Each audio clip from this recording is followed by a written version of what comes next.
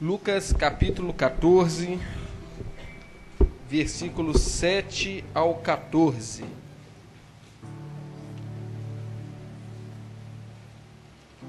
Lucas 14, 7 ao 14. Quem encontrou, diga amém. A palavra de Deus diz assim: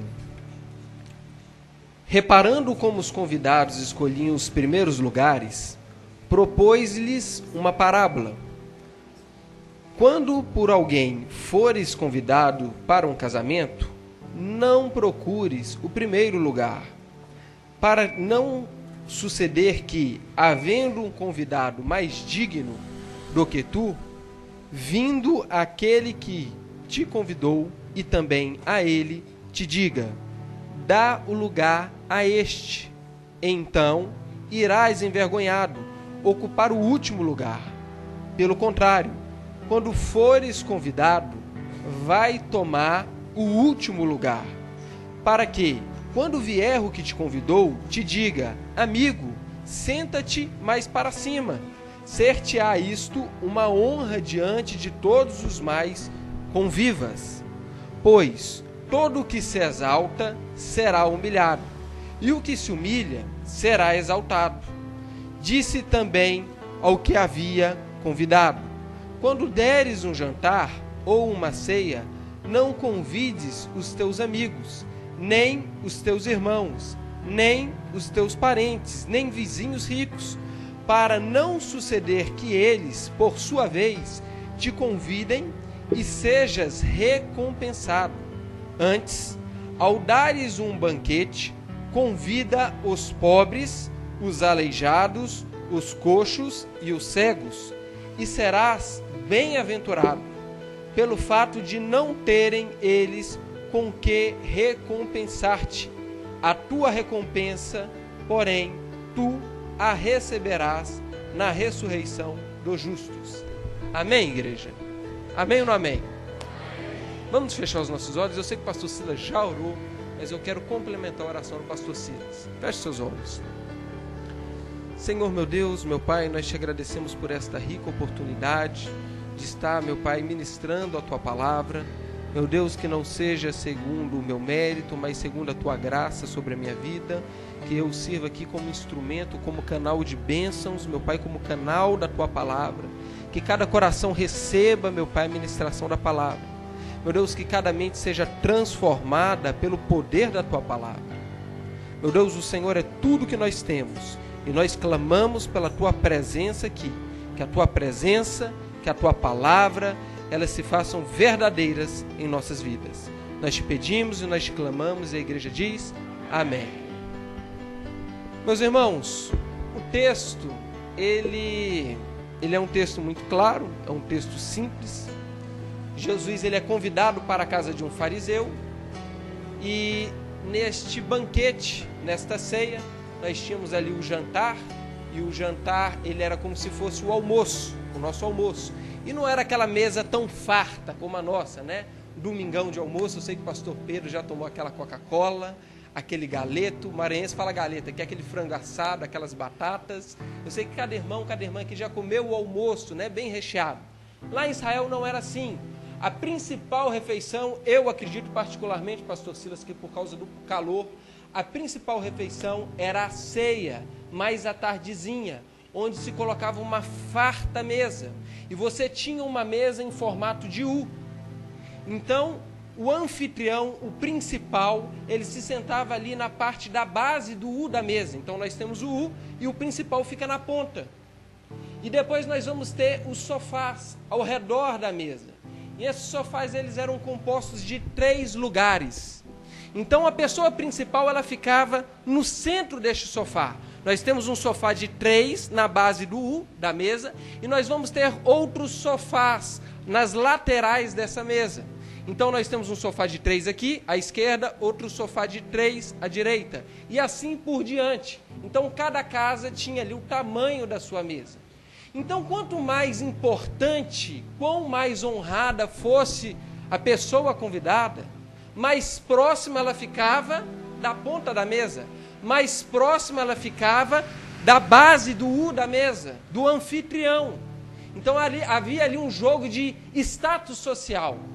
E o pastor Silas já disse aqui diversas vezes que toda ceia, todo banquete em Israel era um evento semipúblico, quase público, porque as portas eram abertas, as janelas eram abertas, e as pessoas que passavam na rua queriam ver, queriam ouvir, ficavam ali. Imaginem, irmãos, para ficar mais claro para a gente, porque nós não abrimos as nossas portas, né? Porque se abrir é assaltado.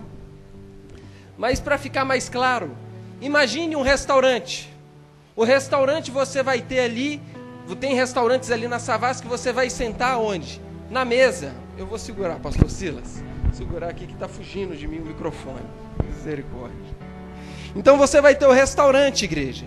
Quem já passou ali na Savassi, né? Você vai ter ali os barzinhos e você vai ter mesas na calçada. E você anda para cá e para lá, o pessoal está conversando, o pessoal está comendo. Então a gente fica mais familiarizado com tal situação.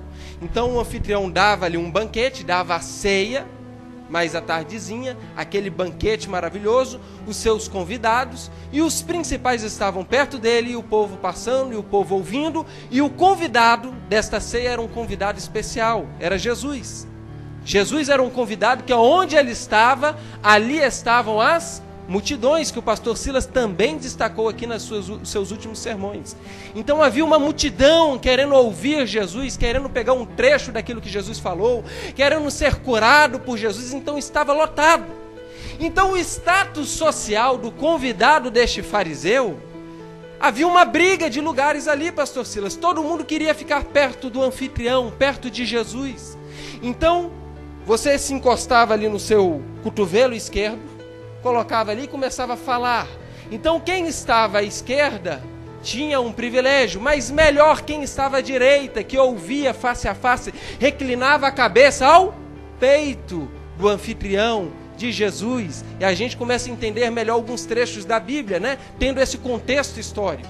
Então, irmãos, há uma briga pelo status social. Irmãos, eu fico pensando aqui, eu acredito que todo mundo já foi numa festa de casamento. Aí você chega naquela festa de casamento, é todo mundo correndo para pegar os lugares. E a pior coisa que tem é quando a festa de casamento lota e você fica de pé. Ou então você fica ali perto do banheiro, longe. Irmãos, eu gosto de sentar perto da cozinha. Eu já tenho uma estratégia. Eu pego a Adriana pelo braço, Adriana, calma, amor, calma nada. Daí eu já puxo a Adriana, porque eu sou filho do Sr. Carmo. E eu coloco a Adriana perto da cozinha, porque eu sei que a bandeja vai passar por ali. Amém? Então, é mais ou menos esse tipo de situação. Está perto do anfitrião, vai ter comida, vai ter um bom vinho, vai ser regado por uma comida repleta, o negócio vai ser bom. Então todo mundo queria estar perto do anfitrião, perto de Jesus. Irmãos, mas Jesus vai repreender seriamente este comportamento. Jesus está lá, Jesus não é bobo, e Jesus está vendo a correria. E naquela cultura greco-romana, você tinha também essa questão do status social no banquete. Então as pessoas brigavam. Eu imagino as pessoas dando cotovelada um no outro, e o pessoal chegando, aquela multidão do lado de fora, e todo mundo correndo para pegar os primeiros lugares, e Jesus observando a situação.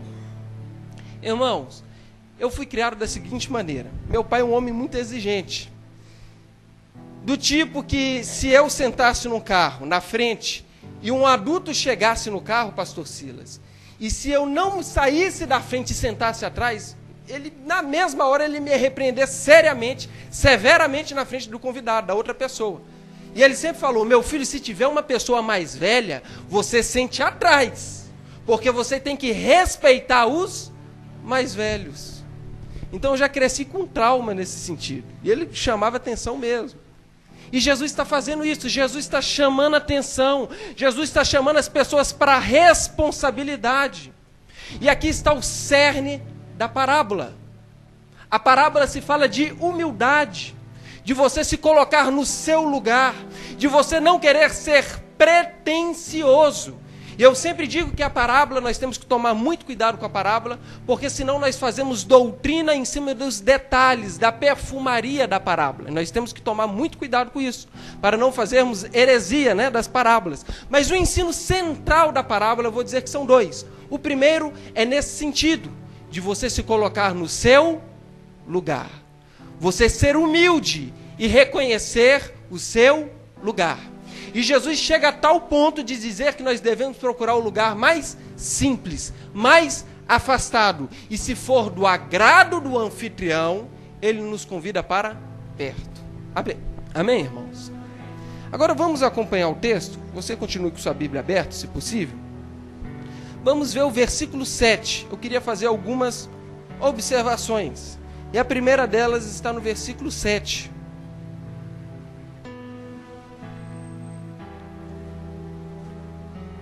Primeira observação que eu faço. O que o versículo 7 vai dizer? Reparando como os convidados escolhiam os primeiros lugares, propôs-lhe uma parábola.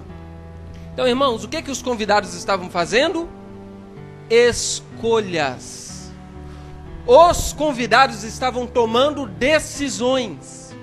Então a primeira observação, a primeira reflexão que eu quero compartilhar com os irmãos nessa noite, é que essas pessoas estavam tomando decisões erradas.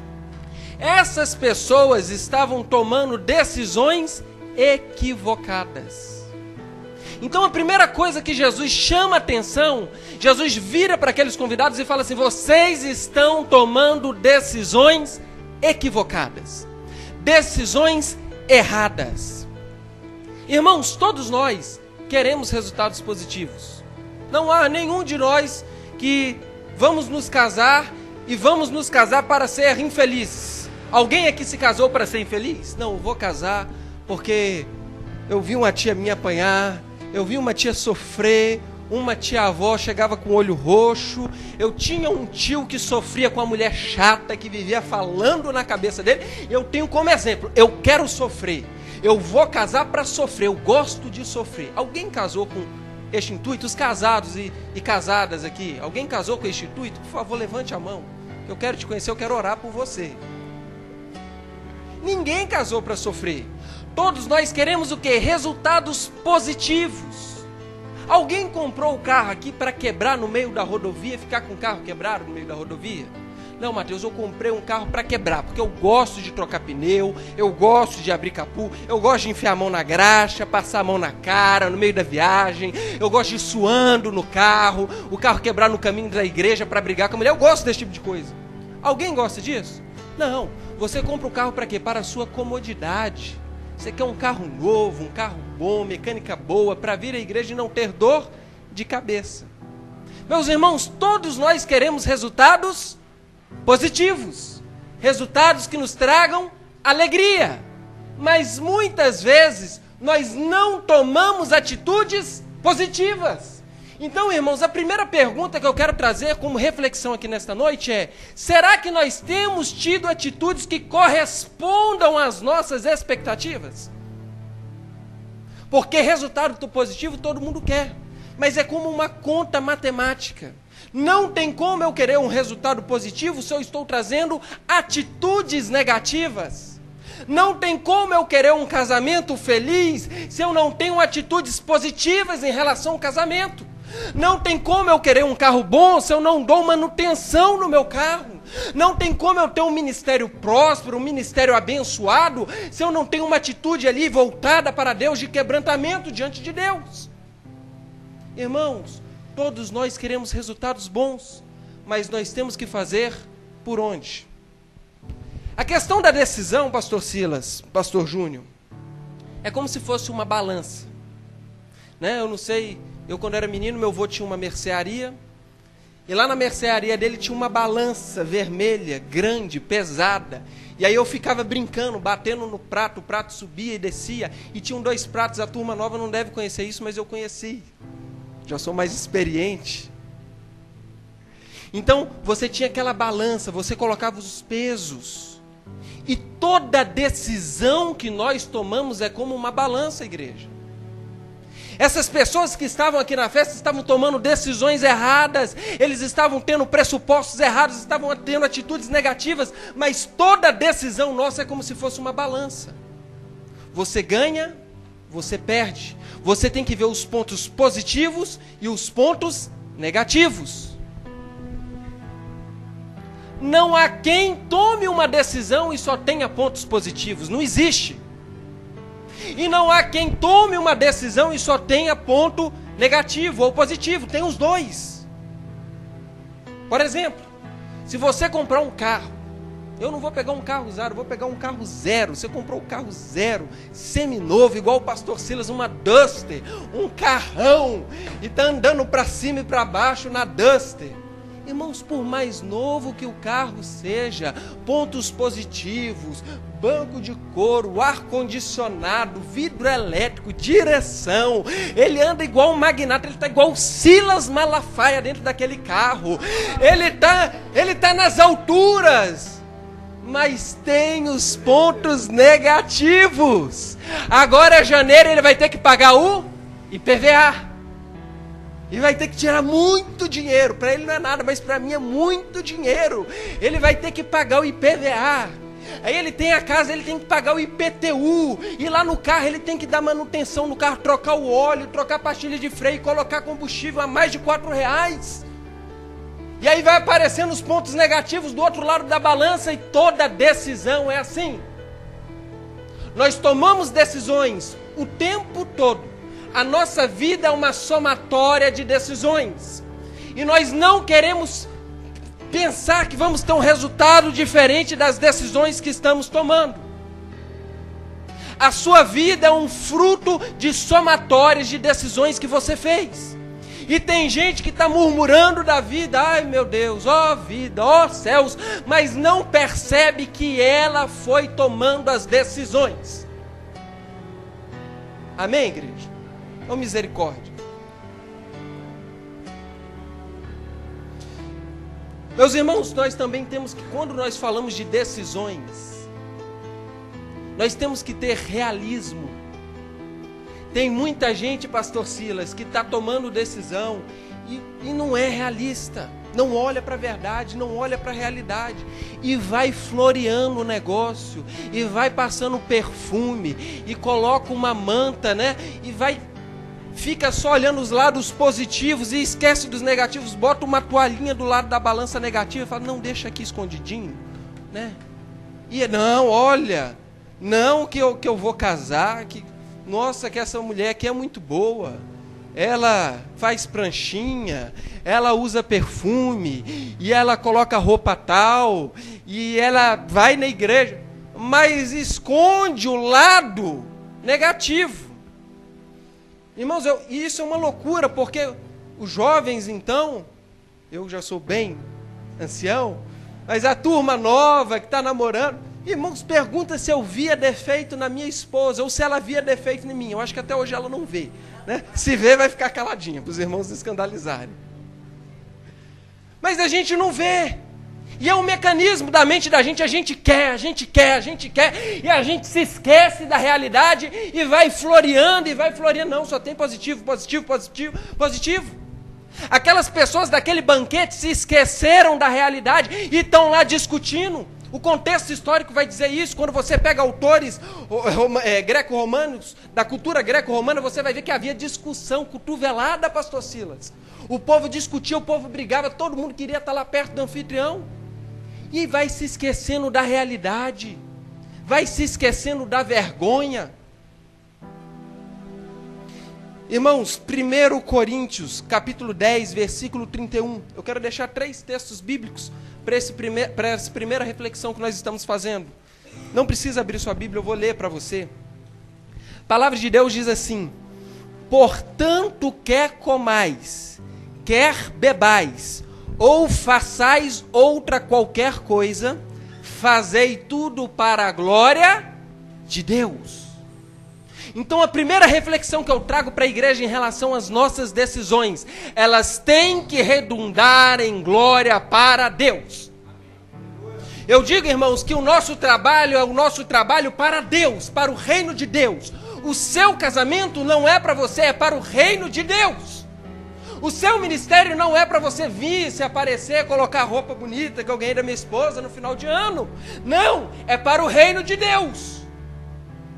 Tudo é voltado para o reino de Deus, para a glória de Deus. E quando nós perdemos este foco, nós falhamos, nós erramos, nós nos acotovelamos, pisamos no pé um do outro e queremos sentar perto do anfitrião.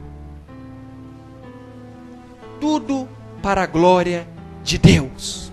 Tudo para a glória de Deus. Você está lá na sua empresa, é para a glória de Deus. O testemunho do nosso casamento tem que ser para a glória de Deus. Os seus filhos não é para o seu prazer, é para a glória de Deus.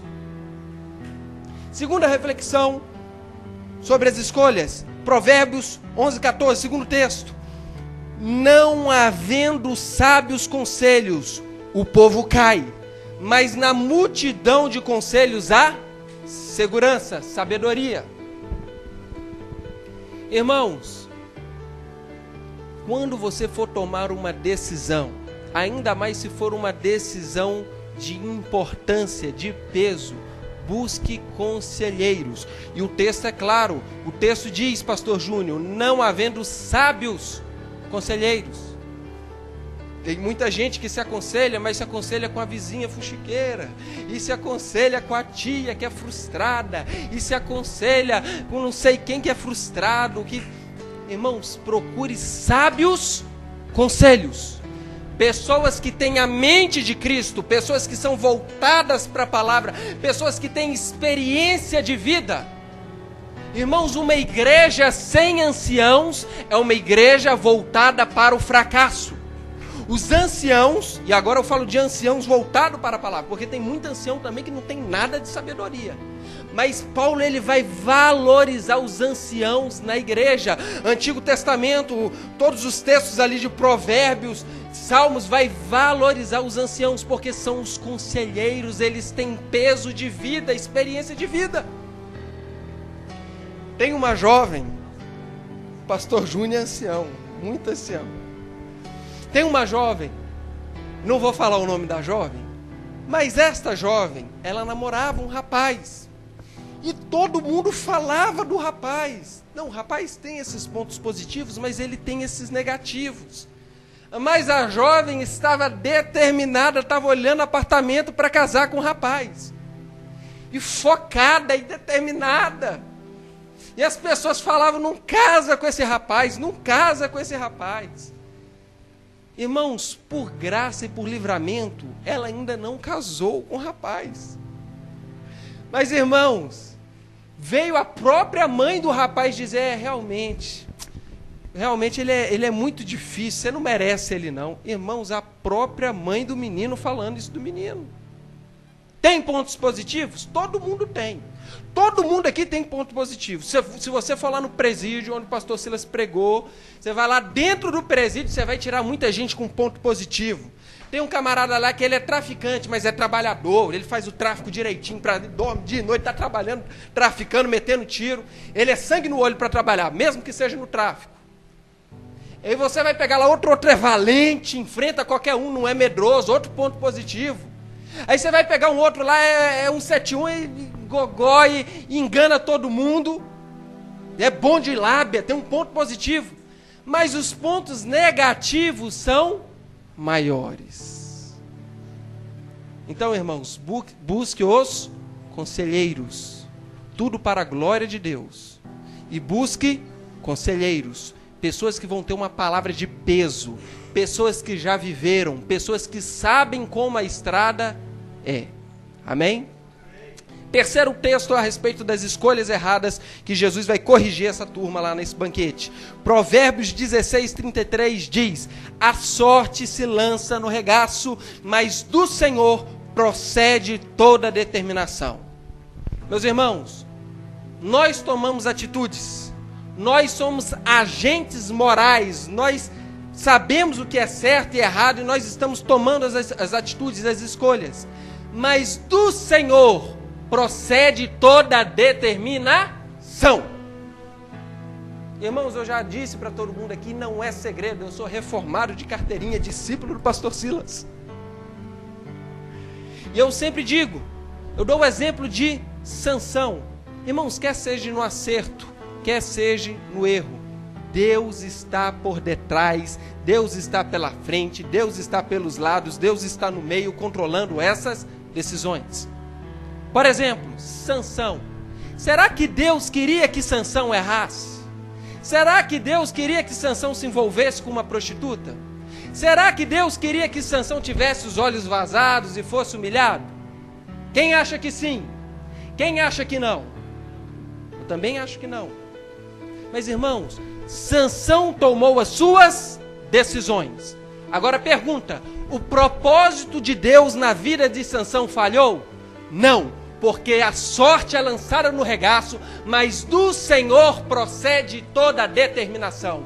Deus falou, Sansão, você vai nascer, você vai crescer, você vai viver para matar filisteu, meu filho. Você veio para ser um juiz, você vai ser um libertador, seja com uma queixada de jumento, seja com um portal nos ombros, seja do jeito que for, você vai libertar o povo de Israel dos filisteus. E aquele homem mesmo numa vida desregrada, aquele homem mesmo no pecado, ele cumpriu o propósito de Deus. Então, irmãos, nós erramos, mas mesmo no erro, a graça de Deus se manifesta nas nossas vidas. Mesmo nas nossas falhas, e são inúmeras falhas, inúmeros erros, inúmeras decisões erradas que nós não olhamos a balança, nós não fizemos a somatória certa, mas a graça de Deus se manifesta. Irmãos, nas decisões que vamos errar e Deus nos livra. Atos 16, versículo 7, se não me falta a memória, apóstolo Paulo está indo fazer uma viagem, mas o Espírito de Jesus impede Paulo. Paulo está indo, Paulo está focado, ele não está indo beber, Paulo não está indo para Guaicurus, Paulo está fazendo a obra de Deus, Paulo está indo pregar a palavra, mas o Espírito de Deus impede Paulo. Aos olhos de Paulo estava tudo certo, aos olhos de Paulo era tudo perfeito, mas o Espírito de Jesus, o Espírito de Deus fala, Paulo, não vai. E impede a viagem de Paulo. Que nós venhamos ter a graça de Deus, para que a determinação de Deus nos livre de todo o caminho errado. Que Deus nesta noite envie as pessoas certas, com conselhos certos para a sua vida. Seja no seu emprego, seja no seu casamento, seja no seu ministério, Deus vai trazer uma palavra de direção. Amém, igreja? Segunda reflexão que eu quero fazer no texto. A primeira foram as escolhas erradas dos convidados. A segunda, não procures. O não procurar não significa não almejar. Vamos ler o versículo 8.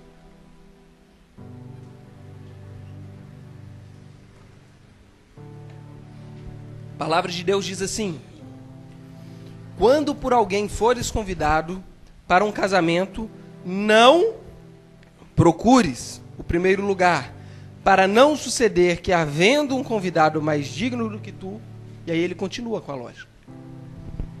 Irmãos, Jesus falou, não almejes, não sonhe, não planeje estar no primeiro lugar. Ele falou, não procures, não vá sentar no primeiro lugar. Exemplo, pastor Silas, o Senhor pregou aqui sobre a parábola do rei, que ia para a guerra, e de um homem que construiu uma torre. E nesta parábola, também, ali a parábola vai falar sobre o discipulado. A pessoa tem que ver se ela vai dar conta de seguir a Jesus, largar tudo e seguir a Jesus. Foi esse o ensinamento que o pastor Silas trouxe aqui. Agora a parábola é a seguinte, ele diz, não siga Jesus? De jeito nenhum. Não construa a torre, não vá à guerra. A parábola não diz isso. A parábola diz que nós temos que planejar. E no momento certo, executar. Ou seja, só siga Jesus ao você ver que você vai dar conta. Pese na balança, siga Jesus. É isso que a parábola ensina. O que é que Jesus está falando nessa parábola? Não é para ninguém nunca querer sentar do lado do anfitrião. Não, Jesus não disse isso. Inclusive, Jesus disse, vá para o último lugar, e se ele te chamar, aí você vem. Que aí vai ser bênção.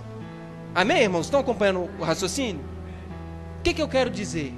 Irmãos, nós temos que sonhar nós temos que planejar, nós temos que querer crescer sim, mas nós não podemos passar por cima dos outros. Nós temos que saber qual é a nossa real condição. E aqui está o cerne da parábola, se fala de humildade, que é o próximo tópico. Nós temos que reconhecer qual é o nosso lugar. Tem gente que quer sentar no primeiro lugar, mas não está preparada para sentar no primeiro lugar.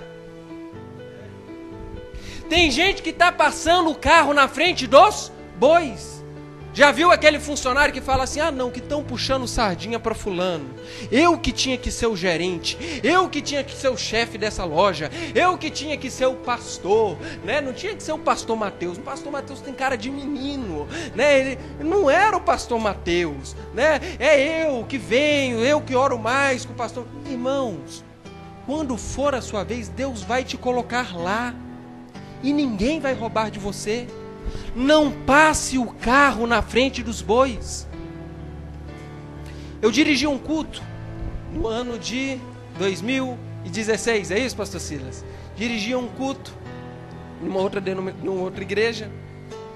E lá nesse culto eu fiz campanhas, eu dirigia e de vez em quando eu pregava, mas eu evitava pregar. E qual que era a minha tendência? Eu queria chamar bons pregadores, irmãos que entendiam, manejavam bem a palavra, né? Chamava sempre o pastor Silas, sempre estava lá. E aí, irmão, certo dia, eu estava lá numa campanha com um pastor muito abençoado, um rapaz mais novo do que eu, o pastor Marco Júnior, menino novinho, mas menino de oração, menino pregação fervorosa da palavra, e todo mundo gostava da pregação desse menino, lotava a igreja para ver esse menino pregar. E um dia a irmã me ligou, e aí ela me ligou, e a gente estava numa campanha do Salmo 23, e a irmã me ligou e falou assim, ô pastor Mateus, eu falo, minha irmã, eu queria saber o seguinte, eu falo, vai ter o culto hoje da campanha? Vai, irmã. Ela, quem que vai pregar? O senhor ou o pastor Marco Júnior? Eu falei, sou eu, irmã. Ela, então não vou não. Eu não sabia se eu ria, se eu expulsava o demônio, eu falei, sai! Eu fico olhando assim, mas irmãos, a irmã, ela estava errada, mas ela estava certa. O irmão, o pastor Marco Júnior era mais bem preparado para trazer a palavra, então, sempre que eu podia, eu deixava ele. Quando ele não podia, eu falava, pastor Júnior, então eu sou o step aqui, aí eu vou lá e prego, quando o senhor não puder. Mas o pessoal gosta de ouvir o senhor pregando. Eu dava preferência porque eu tinha que reconhecer que o rapaz estava mais bem preparado do que eu. Seria vaidade, ignorância, e eu iria prejudicar o reino, a glória do reino, porque, não, eu vou pregar, eu tenho que aparecer. A irmã estava errada, porque não ia na igreja, ia só para ouvir o pastor Marco Júnior, e Deus fala pelo pastor Marco Júnior, pelo pastor Mateus, Deus fala por todo mundo. Mas eu tinha que reconhecer, tinha que tomar as decisões certas na direção do culto. E é isso que Jesus está falando, gente que está querendo sentar na frente, gente que está querendo tomar a frente das decisões, mas não está preparada, e Deus está falando assim, baixa a bola. Jesus está falando, baixa a bola, porque você não é o principal dessa tarde aqui não. Você não é o principal desta noite aqui não, você ainda não está preparado para sentar aqui do lado, à direita, ou até mesmo à esquerda, você tem que sentar um pouquinho mais no fundo. Na hora certa, o anfitrião vai te chamar. Amém, igreja? Terceira reflexão, para nós percebermos o nosso lugar, e eu estou falando isso aqui o tempo todo, que é o cerne da parábola, nós temos que ter humildade. Amém, igreja? Vamos lá, o versículo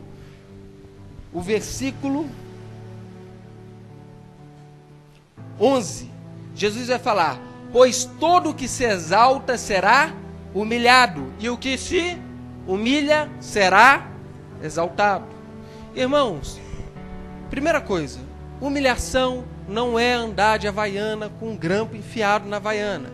Humilhação não é andar não sei quantos quilômetros debaixo do sol, debaixo da chuva para vir à igreja. Humildade não é isso.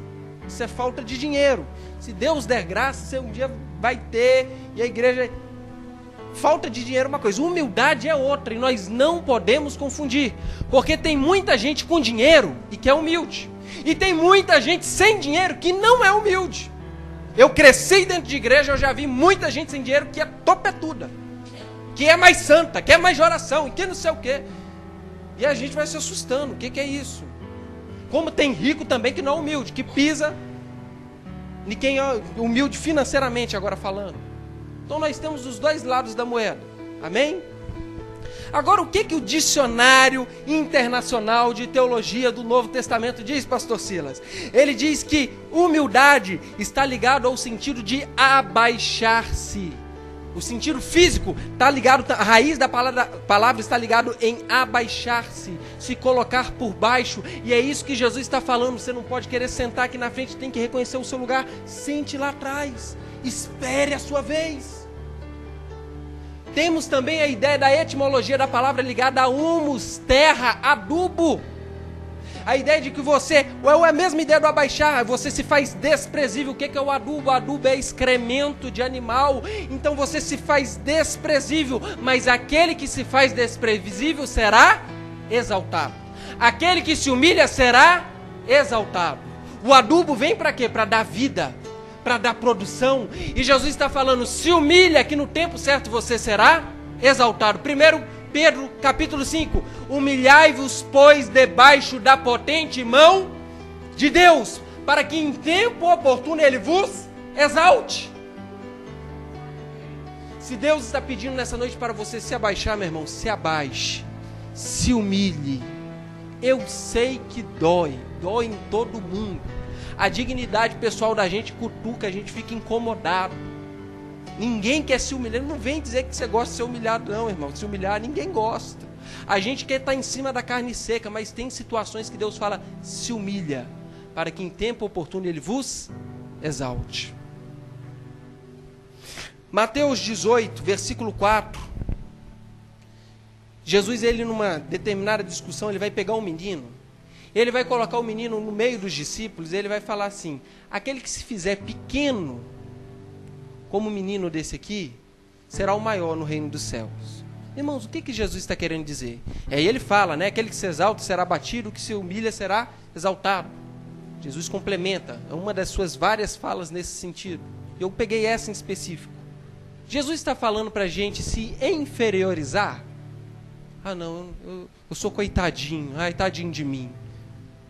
Não, mas pastor Mateus, vem cá pregar. Então, não, tadinho de mim, eu não prego não. É isso que Jesus está falando? Chama o irmão lá, irmão Elton, vamos ali, você vai vender os medicamentos, você é bom vendedor e tal, empresa. Não sei vender não, eu sou bobo. É isso que está falando o texto, irmão? Eu sou menino. Não, Jesus não está falando para se inferiorizar. Jesus está falando, diante de Deus, vocês têm que ter atitude igual desse menino aqui. O menino é dependente, o menino sabe que é menino. Está no meio de adulto, andando para cima e para baixo, está uma multidão em volta de Jesus. Ele está vendo esse menino aqui? Ele sabe reconhecer o seu lugar, sabe que é menino. Então fica espreito, olhando. E diante de Deus nós somos como meninos. Então, irmãos, mais uma vez, humildade é reconhecer o seu lugar.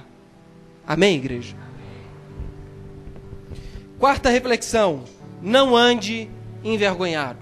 Fala para o seu irmão, porque o pastor Silas que me ensinou isso. Fala para o seu irmão, não ande envergonhado. Fala, ajuda o pregador. Pastor Silas que adora, então. Pastor Júnior também gosta. Né, pastor Júnior? Versículo 9.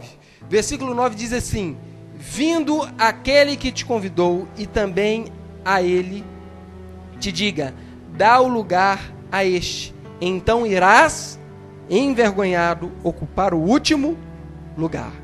Irmãos, novamente, desse dicionário que o pastor Silas me presenteou, eu aprendi que vergonha, a raiz da palavra, aish, da raiz grega, diz aquilo que é feio, uma das suas possíveis conotações, ou aquilo que se desfigura, desfigurar, aquilo que é feio, aquilo que fica confundido, decepcionado. Então, envergonhar tem todas essas conotações. Então, quando você não reconhece o seu lugar, quando você não é humilde, quando você quer se exaltar, quando você passa o carro na frente dos bois, toma as decisões erradas, o que acontece? Você se desfigura. Você fica feio. Você fica decepcionado. Você fica confuso. Irmãos, o que é o pecado?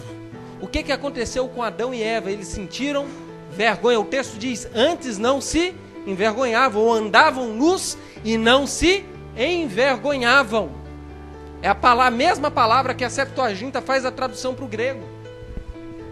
Então, quando nós sentimos vergonha, quando nós estamos confundidos, quando nós estamos decepcionados, quando nós estamos nos desfigurando por causa de decisões erradas, é porque nós estamos quebrando o relacionamento com Deus. Foi o que Adão e Eva fizeram. Eles perderam o senso do lugar. Acharam que podiam ali, igual Satanás achou que podia tomar o lugar de Deus, achou que podia viver uma vida longe de Deus.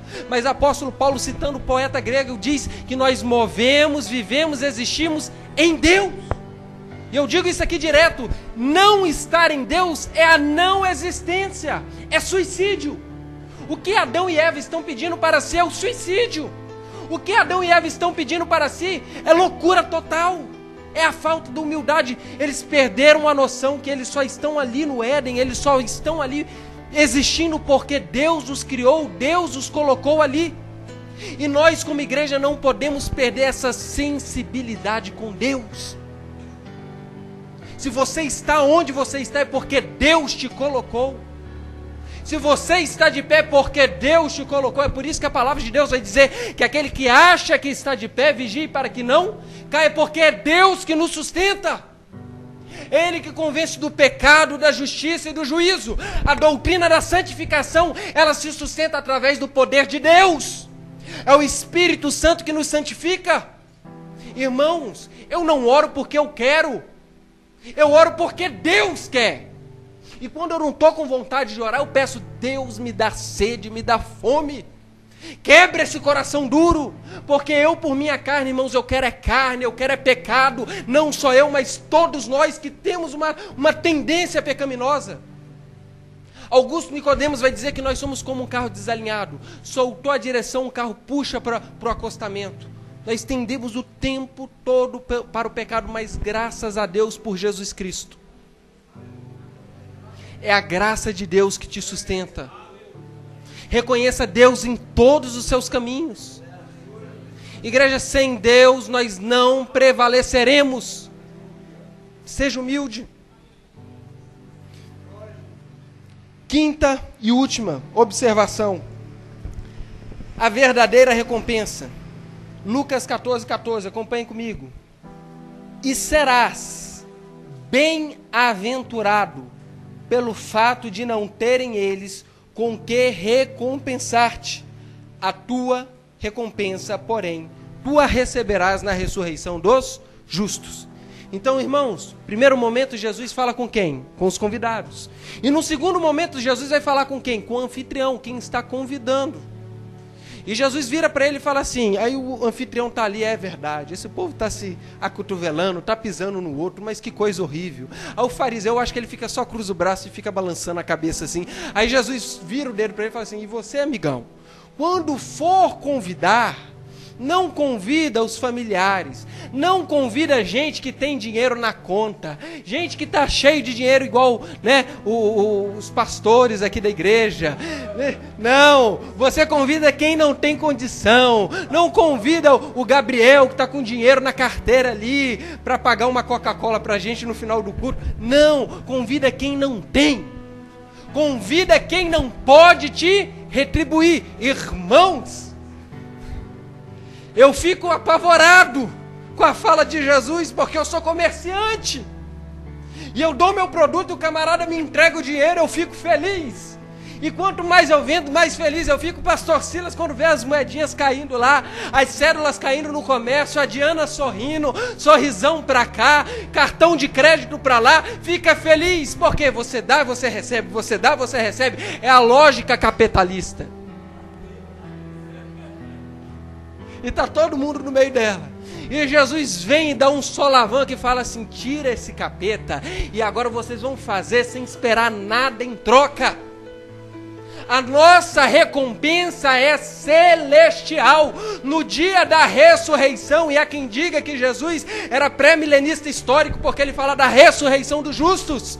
E ele vai falar: no dia da ressurreição dos justos, vocês vão ter a sua recompensa. A nossa recompensa, igreja, não está aqui. Eu sei que aquilo que você planta, você colhe. Eu sei que as suas decisões têm um peso aqui. Mas acima de tudo, nós temos que pensar nas coisas celestiais. Acima de tudo, acima das consequências terrenas, nós temos que pensar nas consequências eternas, celestiais. E aquilo que você faz aqui vai redundar em glória ou em desprezo eterno. Amém, igreja? Se coloque de pé.